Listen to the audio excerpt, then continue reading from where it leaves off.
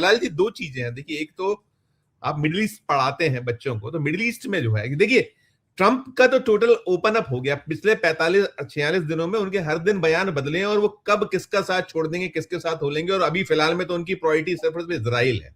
Israel उन्हें जैसा कह रहा है वैसे वो चल रहा है, एक चीज क्लियर है। लेकिन अभी ईरान ने कह दिया कि अगर हमारे पोर्ट पर हमला किया आपने, तो फिर हम कोई भी बंदरगाह हमारे इलाके में सुरक्षित पर नहीं बचेगा। तो ये जो चीज है, ये क्यों नहीं समझ पा रहे हैं?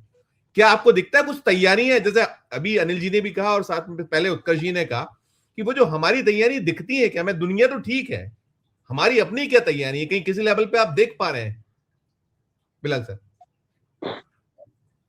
देखिए संजीव जी, जिस वार्ता के माध्यम से इस समस्या का हल ढूंढा जाना था, जिसे बड़ी मुश्किल से पाकिस्तान इन दोनों देशों को वार्ता की मेज पर लाया था, सबसे पहले अभी उस वार्ता को खत्म हुए चंद ही घंटे हुए हैं, साथ ही साथ सीज फायर का जो समय था वो भी अभी प्रॉपर समाप्त नहीं हुआ।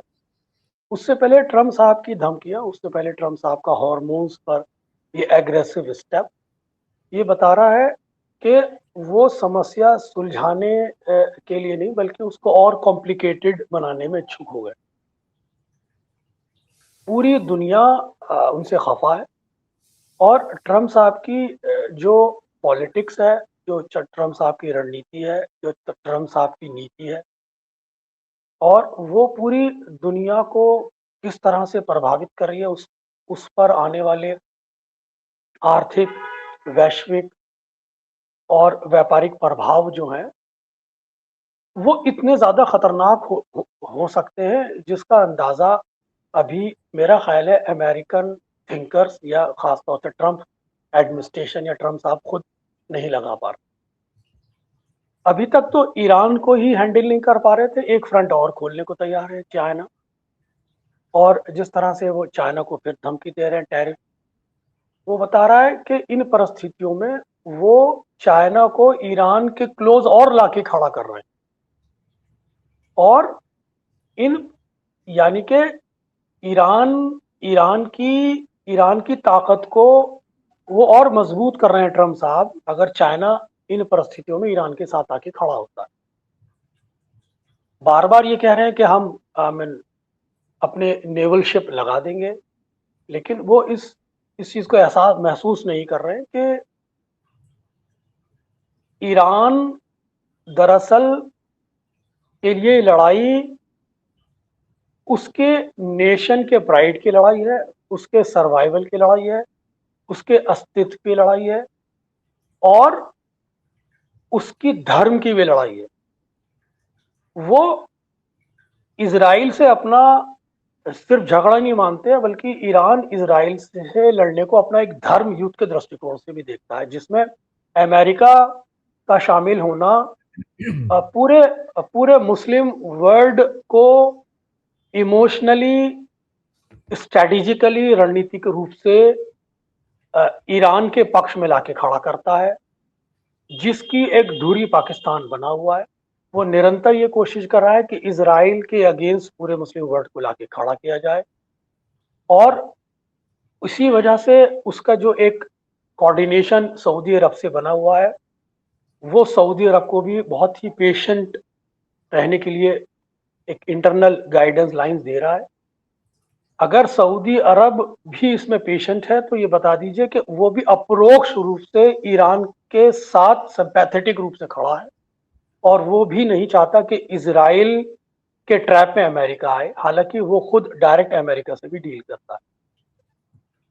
चाइना को दी जाने वाली धमकी ये इस ईरान इजराइल अमेरिका युद्ध की सीमाओं को बढ़ा देगी इस क्षेत्र के अंदर, और स्टेट ऑफ हॉर्मोन्स में जो ये डायनामिक शिफ्ट हुई है, अगर इसकी लपटें फिर एक सीमा से ज्यादा बढ़ती हैं तो ये युद्ध फिर इस क्षेत्रीय जो मिडिल ईस्ट में और एक तनाव पैदा करेगा। इससे संबंधित वार्ताएं और कॉम्प्लिकेटेड हो जाएंगी। अभी ट्रम्प साहब ने एक ऑफर दिया था जिसमें ईरान ने अपनी टर्म्स एंड कंडीशन रख दी। तो जब ईरान अपनी टर्म्स एंड कंडीशन रख रहा है और अमेरिका की टर्म्स एंड कंडीशन मानने को तैयार नहीं है, तो यही अपने आप में साबित करता है कि अमेरिका किस हद तक गलतियां कर रहा है और अमेरिका किस हद तक गलत दिशा में जा रहा है। मान लीजिए स्टेट ऑफ हॉर्मोन्स में भी उसे सफलता नहीं प्राप्त होती है, तो वो कल को किस मुंह से वार्ता के लिए पाकिस्तान को तैयार करेगा और किस मुंह से ईरान तैयार होगा अगर स्टेट ऑफ हॉर्मोन्स में भी विफल हो जाता है। ये इतना खतरनाक एक्सपेरिमेंट ट्रम्प साहब कर रहे हैं। ये उनका एक तरह से कहिए, मैं उन शब्दों का इस्तेमाल नहीं करता, लेकिन मेरे को लगता है कि वो एक संतुलित व्यक्ति नहीं है। उनको विश्व की परिस्थितियां इस इतने नाजुक मोड़, इस लड़ाई को किस नाजुक मोड़ पर ले जाएंगे उसका उन्हें बिल्कुल भी आभास नहीं है।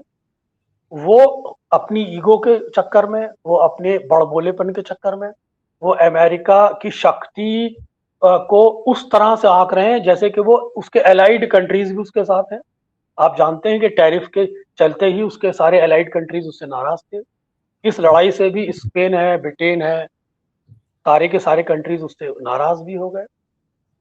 ये लड़ाई कहीं America versus China state of hormones में न बदल जाए, ये इसका एक बड़ी नेक्स्ट डायमेंशन होगी जो अमेरिका के लिए एक सरदर्द पैदा हो जाएगा। अमेरिका मेरा ख्याल है ये इतनी बड़ी ब्लंडर कर रहा है जिससे पूरी दुनिया परेशान है और इस बदलते ग्लोबल ऑर्डर में वो चाइना की तरफ ग्रेजुअली शिफ्ट कर रही है और चाइना के साथ इस वर्ल्ड ऑर्डर के अंदर मुस्लिम वर्ल्ड शिफ्ट कर रहा है और इस मुस्लिम वर्ल्ड के साथ जो साउथ एशिया के कंट्रीज हैं, जिसमें खासतौर से भारत को अगर थोड़ा सा अलग रख के बात करें, वो भी उसके चाइना के साथ की तरफ एक नजर रखते हैं। पाकिस्तान उनका एक स्ट्रेटेजिकल पार्टनर बनी गया। ट्रम्प की जो हठधर्मी है वो इसको, मैं ये तो नहीं कह सकता तीसरे विश्व युद्ध की तरफ ले जाएगी, लेकिन इसको इतने बड़ी कॉम्प्लिकेशन में फंसा देगी कि इसकी बुनियाद ऐसा ना हो कि तीसरे विश्व की कहीं ना कहीं एक बुनियाद रखी जाए भविष्य के अंदर। ये एक ऐसा एक्सपेरिमेंट वो करने जा रहे हैं और अपनी हठधर्मी और अपने ट्रम्प इजराइल के साथ अपने रिलेशंस का वो रिविजिट नहीं करना चाहते। उन पर आज की तारीख में दुनिया भरोसा नहीं करती। सबसे बड़ा नुकसान जो उन्होंने डिप्लोमेटिक इंस्टीट्यूशन को पहुंचाया है, दुनिया उन पे ही नहीं भरोसा करती, तो अब उनसे वार्ता कैसे करें। सब लोग कह रहे हैं, इवन ब्रिटेन के प्राइम मिनिस्टर भी कह रहे हैं कि वो अपनी बेवकूफियां बंद करे। वो ऐसा ना हो कि हमें इसके बारे में बहुत गंभीरता से सोचना पड़े। तो उन्होंने डिप्लोमेटिक लेवल को, डिप्लोमेटिक जो इंस्टीट्यूशन है, वार्ता का इंस्टीट्यूशन जिससे पूरी समस्याएं हल होती हैं, उसी को इतना गहरी चोट पहुंचा दिया कि अब उन पे कोई विश्वास करने को तैयार ही नहीं है। अमेरिका अपनी डिप्लोमेसी के लिए जाना जाता था पूरी दुनिया में। आज उसी डिप्लोमेसी का उन्होंने तार कर दिया है और उस डिप्लोमेसी को अपनी एक एग्रेसिव विदेश नीति में बदल दिया है। यही ट्रम्प साहब की सबसे बड़ी नाकामी है। इंटरनल प्रेशर उन पे अलग से माउंट हो रहे हैं। उनके यहाँ इलेक्शंस भी हैं। उस इलेक्शंस के लिए वो एक तरह से वार्ता का एक बहाना भी लेते हैं, साथ ही साथ स्ट्रेटेजिकल अपने आप को ईरान पर अटैक करने के लिए तैयार भी करते रहते हैं। तो अमेरिका को अगर ट्रस्ट किया जाए तो कैसे किया जाए? मेरा ख्याल है पाकिस्तान के साथ भी वो खेल रहे हैं, जिस तरह से एक दौर में वो कतर के साथ खेला करते थे। वो इजराइल के चक्कर में इतना ज्यादा ट्रैप हो रहे हैं कि उनकी आंखों पर पट्टी बंध गई है। तो वो गलती पर गलती की जा रहे हैं और जब कोई भी शक्तिशाली राष्ट्र का व्यक्ति गलती पर गलती करता है, या तो वो खुद दुनिया में आइसोलेट हो जाता है या फिर दुनिया उसे आइसोलेट कर देती है। ठीक। इकबाल सर,